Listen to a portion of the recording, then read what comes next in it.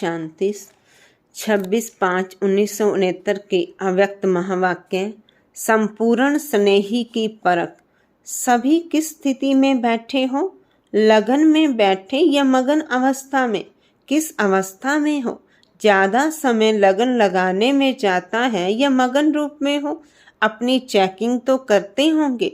अच्छा, सभी की यही इच्छा है कि हमारे पेपर के रिजल्ट का मालूम पड़े।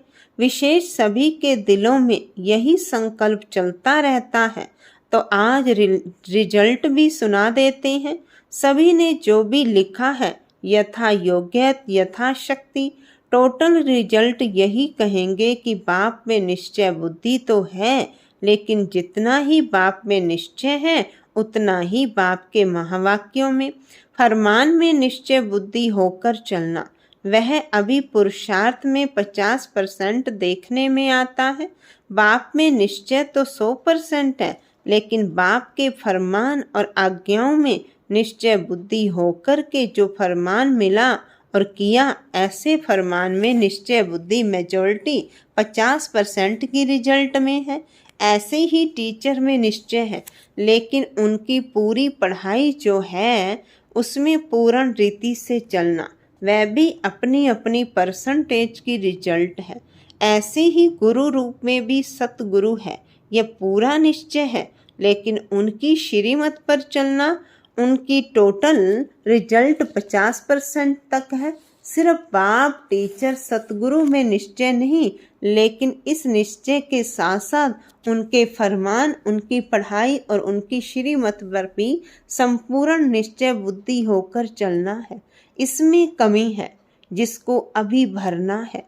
स्नेह की निशानी क्या है, संपूर्ण स्नेही की परख क्या होती है, उनका मुख्य लक्ष्य क्या होता है, आप सभी ने जो सुनाया वह तो है ही, लेकिन फिर भी वह स्पष्ट करने के लिए जिसके साथ जिसका स्नेह होता है उसकी सूरत में उसकी उसी स्नेही की सूरत देखने में आती है। उसके नैनों से वही नूर देखने में आता है। उसके मुख से भी स्नेह के बोल निकलते, उसकी हर चलन से स्नेही का चित्र देखने में आएगा। उसके नैनों में वही देखने में आएगा, उसमें वही स्नेही समाया हुआ होगा। ऐसी अवस्था होनी है। अभी बच्चों और बाप के संस्कारों में बहुत फर्क है। जब समान हो जाएंगे तो आपके संस्कार देखने में नहीं आएंगे, वही देखने में आएंगे। एक एक बाप को देखेंगे, आप सभी द्वारा बाप का साक्षात्कार होगा, लेकिन अभी वह कमी है। अपने से पूछना है, ऐसे स्नेही बने हैं? स्नेह लगाना भी सहज है, स्नेही स्वरूप बनना यह है फाइनल स्टेज। तो पेपर के रिजल्ट सुनाई। एक तो यह कमी है। दूसरी बात, जो सभी ने लिखा है उसमें सहन शक्ति की जो रिजल्ट है वह बहुत कम है। जितनी सहन शक्ति होगी उतनी सर्विस में सफलता होगी। संगठन में रहने के लिए भी सहन शक्ति चाहिए। फाइनल पेपर जो विनाश का है उसमें पास होने के लिए भी सहन शक्ति चाहिए। वह सहन शक्ति की रिजल्ट मेजॉरिटी में बहुत कम है, इसलिए उसको अब बढ़ाओ। सहन शक्ति कैसे आएगी? जितना जितना स्नेही बनेंगे, जितना जिसके प्रति स्नेह होता है तो उस स्नेह में शक्ति आ जाती है। स्नेह में सहन शक्ति कैसे आती है, कभी अनुभव किया है? जैसे देखो, कोई बच्चे की माँ है, बच्चे पर आपदा आती है, माँ का स्नेह है, तो स्नेह के कारण उसमें सहन शक्ति आ जाती है। बच्चे के लिए सब कुछ सहन करने के लिए तैयार हो जाती है। उस समय स्नेह में कुछ भी अपने तन का व परिस्थितियों का कुछ फिक्र नहीं रहता है। तो जैसे ही अगर निरंतर स्नेह रहे तो स्नेह ही प्रति सहन करना कोई बड़ी बात नहीं है। स्नेह कम है, इसलिए सहन शक्ति भी कम है। यह है आप सभी के पेपर की रिजल्ट। अब 1 मास के बाद रिजल्ट देखेंगे। वहाँ 3-3 मास बाद पेपर आता है, यहाँ 1 मास बाद इसी रिजल्ट को देखेंगे कि स्नेही रूप कितना बने हैं। मुख्य है निर्भयता का गुण, जो पेपर में नहीं दिया था क्योंकि उसकी बहुत कमी है। 1 मास के अंदर इस निर्भयता के गुण को भी अपने में पूरा भरने की कोशिश करनी है।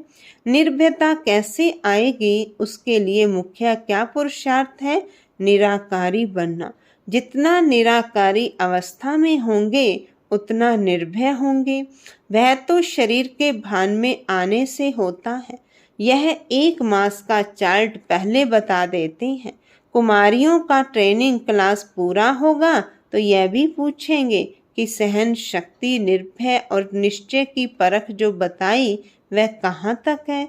इन तीनों बातों का पेपर फिर लेंगे। कुमारियों से बाप दादा का स्नेह विशेष क्यों होता है? कौन सी खास बात है जो बाप दादा का खास स्नेह रहता है?